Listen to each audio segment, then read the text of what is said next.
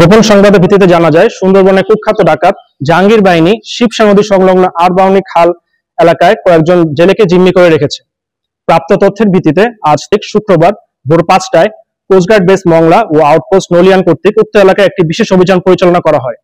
অভিযান পরিচালনাকালীন কোস্টগার্ড অভিযানিক দল ডাকাতদের আত্মসমর্পণের আহ্বানে 2 রাউন্ড ফাঁকা গুলি ছোড়ে।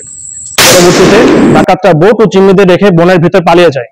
আভিযানিক দল ডাকাতদের বোট তল্লাশি করে একটি 1 নলা বন্দুক, 2টি এয়ার গান এবং 3 রাউন্ড তাজা কার্তুজ জব্দ করে। এ সময় জিম্মি থাকা 4 জন জেলেকে উদ্ধার করা হয়।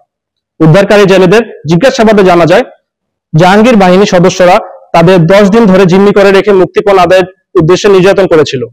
উদ্ধারকারী জেলে এবং জব্দকৃত অস্ত্র ও গোলাবারুদ পরবর্তী আইনানুগ ব্যবস্থা গ্রহণের কার্যক্রম প্রক্রিয়াধীন রয়েছে।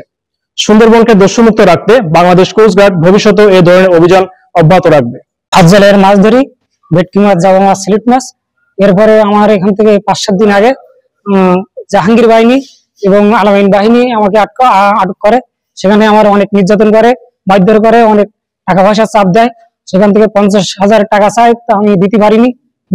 সেখান থেকে আজকে শুক্রবার ভোর 4টা আনুমানিক 4টার সময় যাই কোস্টগার্ড বাহিনী টহল করার সময় তাদের সঙ্গে সাক্ষাৎ করার পরে তারা ধাওয়া করার পরে তারা চলে যায়, বোট ছেড়ে নৌকা ছেড়ে চলে যায় জঙ্গলে। সেখান থেকে কোস্টগার্ড বাহিনী আমাদের উদ্ধার করে, সেখান থেকে আমরা মুক্তি হই।